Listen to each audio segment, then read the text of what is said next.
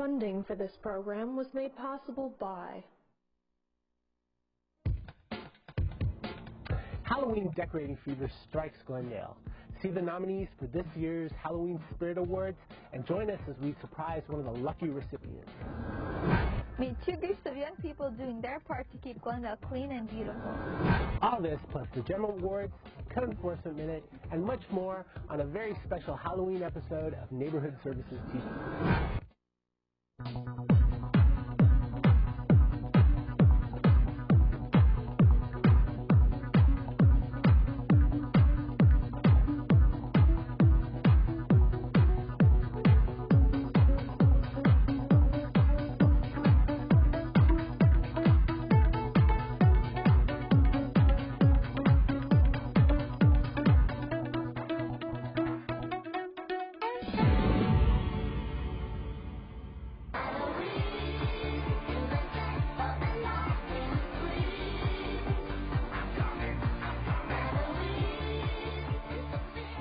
Hi there, Jewel City. I'm Juan Gonzalez, Neighborhood Services Public Education Coordinator, also known as Superman. And I'm Elena Magadumian, Public Education Specialist, also known as Develina. And we're here welcoming you to the latest installment of Neighborhood Services TV, your window into the projects and programs operated by the City of Glendale Neighborhood Services. The theme of this month's show is Glendale Neighborhoods Catching the Halloween Spirit. As you can see by our costumes, Halloween is just around the corner, and the procession of ghosts, goblins, witches, devils, and Superman will be knocking on your doors shortly. So make sure you've stocked up on lots of candy. Today we're coming to you from 812 Green Street, the home of Bill Williams, a 2000 Spirit Award winner. Behind us are some of the props which Bill has used to decorate his home in an effort to bring the Halloween spirit to his neighborhood. For the past 10 years, Neighborhood Services has partnered with the Committee for a Clean and Beautiful Glendale in presenting the Halloween Spirit Awards to those properties which use ghoulish props and creative decorations in an effort to increase neighborhood pride at Halloween time.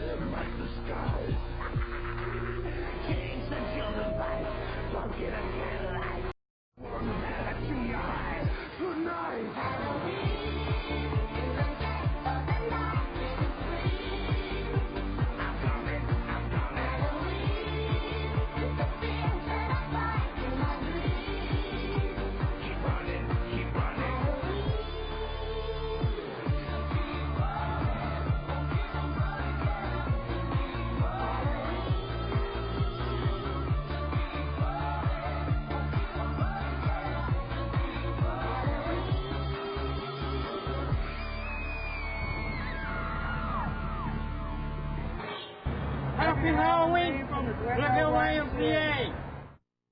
We'd like to thank all the participants in this year's decorating program. Each year, commercial and residential property owners really outdo themselves.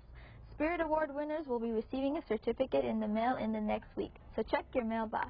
As we mentioned earlier in the show, we're here at the home of Bill Williams to present him with the 2000 Halloween Spirit Award. Of all the calls we received from the community, Bill's house received the most nominations. Elena, let's see if Bill's at home. Think he'll be surprised? Well, I would be if Superman and the devil showed up on my front door. Hello? Trick or treat! Oh, wow. Hi. Hi, Bill. Hi, Bill. A little bird, I think it was a raven, told us that you caught the Halloween spirit. So on behalf of the Committee for Clean and Beautiful Glendale, we're here to present you with the Halloween Spirit Award. That's great. Oh, thank you. Bill. Thanks a lot. Bill, would you mind giving the viewers at home a tour of your mini masterpiece of horror? Sure, come on in. Bill, these two are fantastic. Who are they? Well, they just stopped by to get into the Halloween spirit a little bit. But these are a couple things that I built probably in the last 3 months. And they're made out of a material called buckram, which is a fabric that has a glue substance on it. And you wet it down, and then you shape it as you want. And when it dries hard. And what it turns out to be. These are great. Come back, I'll show you some more. Here's another figure made out of the same substance. This one I made about 2 years ago. It's based on a figure from the Haunted Mansion at Disneyland. Bill, what motivates you to decorate at Halloween time? It's something that's been going on since about 7th grade. I've always been interested in Halloween, and I got involved mostly from an album I received from the Haunted Mansion. There was a soundtrack that was produced in the late 60s, and I started listening to that, and it was a picture book, and it kind of inspired me to start creating larger-than-life creatures. Most of them are fabric overcovering with PVC pipe and chicken wire and wood. So some of them I can do one in a day, or some of them may take several days. This year was much more extensive than before. The hearse in the front yard took probably, I couldn't work consistently every day, but I would imagine it took probably 3 to 4 weeks. And then the other things, some of them have been reused in the past. Oftentimes I take the same figures and I change the masks on them, change the configuration. But this year was much more produced than last year, so it took quite a lot of time. I build everything other than the masks. The masks I purchase either over the internet or I'll go to a Halloween store, for instance. But everything else, I've made a lot of trips to the Home Depot. Purchased a lot of wood, PVC pipe, and other materials. I use a glue gun. This year I put everything out right at the beginning of October, and I find that people come by all the time. They're looking forward to it. They know to expect it, and I have a very good time putting it together. So I think the whole community really enjoys seeing it. Well, Bill, I'd really like to thank you for allowing us to come into your home today and sharing your love for Halloween with the entire community. Thanks for the tour of the house, and we encourage all the trick-or-treaters to come by Bill's house and check out his hard work. While Bill passes out Halloween candy to all the trick-or-treaters, let's join Elena as she introduces this month's Code Enforcement Minute. Once again, it's time for this month's Code Enforcement Minute. The high quality of life enjoyed by our neighborhoods is the result of a proactive code enforcement program operated by Neighborhood Services.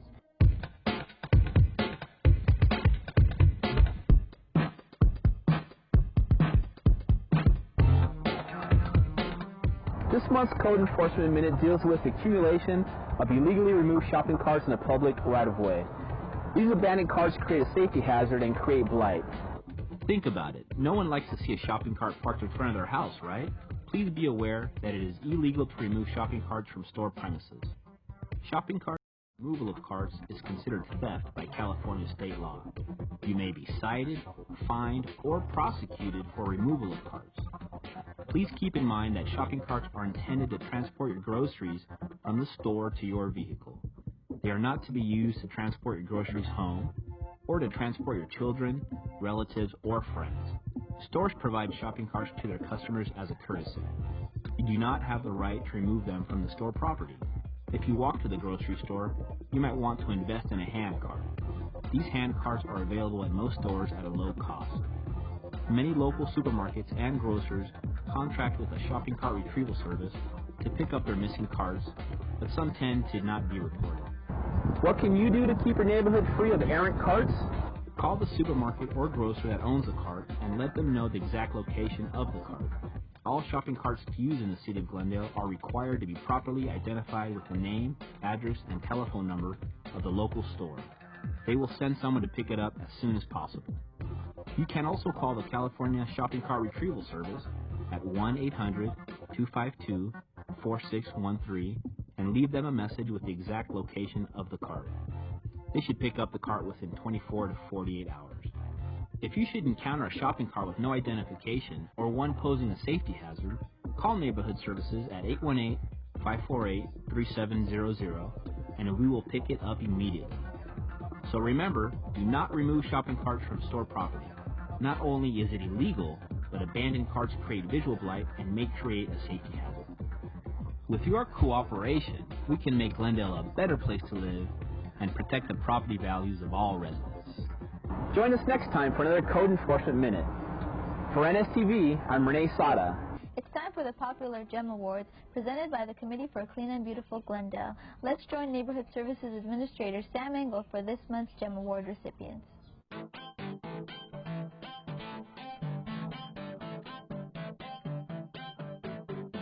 Today we're coming to you from the historic Casa Adobe. It is really appropriate to present our GEM Award winners from this location because in its heyday, the Casa served as the headquarters for the Rancho San Rafael and functioned, in fact, as the neighborhood center for this part of the eastern San Fernando Valley. People came here from miles around to participate in the celebrations like fiestas, rodeos, anniversaries that were a part of everyday Rancho life. Our residential neighborhoods today build on this Rancho community of yesterday. We know that strong neighborhoods are in fact the building blocks of a strong and vibrant community. I'm here today with Dory and Julian Raymond. How long have you lived at your present address? Just over 2 years. And how long have you lived in Glendale? About 15 years. Tell us a little bit about the house or yard. We've been working on it for 2 years, and it originally had a lot of shrubbery in the front, and we had that pulled out and put the palms in, and we did a lot of flower work, and we just continually change it with the seasons. Yeah. Thanks. We did the stucco on the house, tried to put it back to the original stucco because it had like a texture coating, and this is texture coating as well, but it's hand done and it's painted, so it gives you the look of an original stucco. We did the trim, put some awnings up, and the shutters. And what do you do for a living?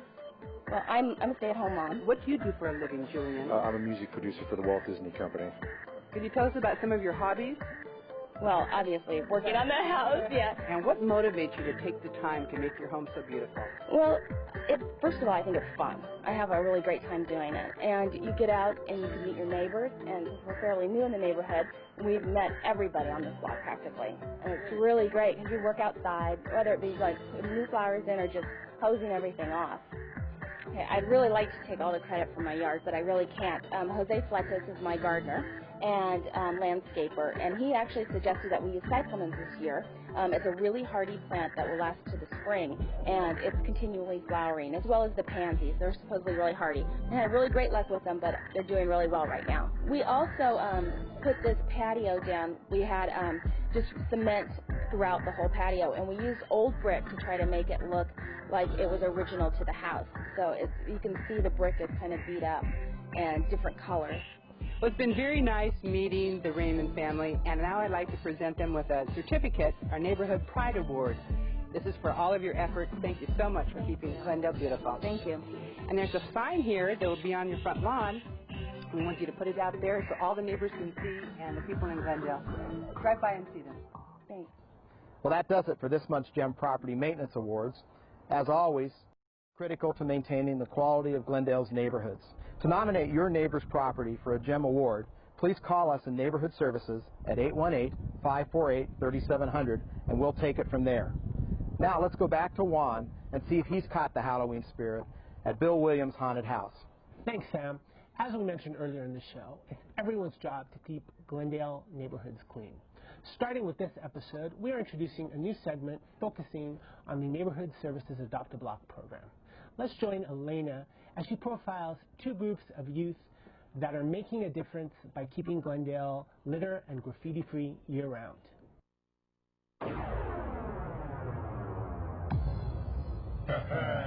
DJ Flash is about to rock the block. Community groups and individuals can take responsibility for the quality of life in Glendale by adopting an area of the city. In doing so, the group commits to cleaning the area at least 6 times per year. Typical cleanup activities include removing weeds and brush, picking up trash, and painting over graffiti. The city recognizes these good citizens by posting a sign recognizing them by name. We're here today at the site of one of our Adopt a Block groups. The Unitarian Universalist Church of the Verdugo Hills has adopted the area surrounding their church on Foothill Boulevard. Please join me for a quick interview with the Religious Education Director, Carol Holt. Well, I think it's really important to teach our children not only to care for the earth and our environment and keep it beautiful, but also to be of service to others. That's one thing we really emphasize is service to others, not service to self. And so your program with the City of Glendale seemed an ideal commitment for us to make. I can tell you that they are just much more responsible now. It used to be very tricky to get them to pick up the litter even in our own classroom when we're working on projects, and now all I have to do is remind them of how much work it is to go out and pick up other people's litter, and I can generally get them to be a lot more cooperative about our own, which of course is something that I've been working on with them for years. We did a little litter pickup because we want to make Mother Nature and the earth happy. I get a good feeling when I help the environment by picking up litter and other things. I just feel happy, and I feel that I'm making a difference in the environment and how we keep our city in good condition. We do the litter pickup, make the earth shiny. Pick up trash so the environment will be clean and healthy. We love to do the litter pickup because it makes the environment clean. I think engagement with our community is something that's just vital. It doesn't happen enough in our culture, and the City of Glendale provides a terrific outlet.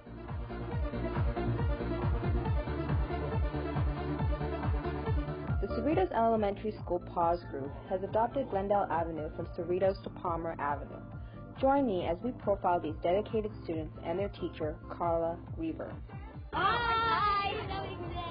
We adopted our block about 3 years ago and have been going strong ever since. PAWS stands for Positive and Well-Rounded Students, and we think community service is an important part of that.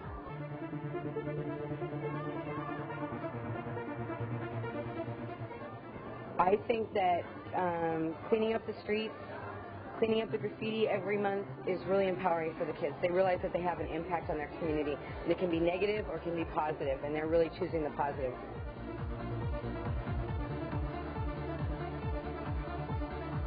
I got a box that was too big to fit in my bag, so I put my bag in it. Why do you like picking up trash? Well, basically because when we're done, it looks really nice and it doesn't look as bad as it was before. And it helps people to realize that we shouldn't keep our city dirty. I participate because it's fun and it's a good way to learn how to help your community. And it's also a good way to show other people that it's hard work to clean the streets of Glendale, but at the end it pays off by having a beautiful community. To show the people out there that the world is precious and we should conserve it precious. What do you like best about picking up trash? I like best picking up trash is getting the graffiti off the poles. It's hard work, but still, it still keeps our community clean. So that everybody else will care too. Look at all this trash. I challenge all youth groups to get involved. It's been a great experience for our students. You can do your part to keep Glendale beautiful by participating in Adopt a Block program. To sign up for the program or to sponsor Adopt a Block group, contact the Neighborhood Services Office at 818-548-3700. For more information on the Adopt a Block program or any of the other programs featured on today's show, please contact the Neighborhood Services Office at 818-548-3700. Well, that brings a wrap to another episode of Neighborhood Services TV. But before we go, we'd like to thank Glendale Costume for the use of our wonderful Halloween costumes. We invite you to join us again next month for another episode of Neighborhood Services TV. I'm Juan Gonzalez. And I'm Elena Magadumian. Remember, keep the Verdigos green and Glendale clean. Happy Halloween! Julie, Ms. Chair, what do you think is This. All right, you ready? It's Catherine Yasayan, and I'm with the committee with Glendale Health. Hello, my name is Catherine Yasayan, and I'm here with the committee. Okay. Hi, I'm Pauline Ferguson, and I'm your window into the program. Programs. mowing their lawns. No, I don't know what I'm saying. What is the question? Funding for this program was made possible by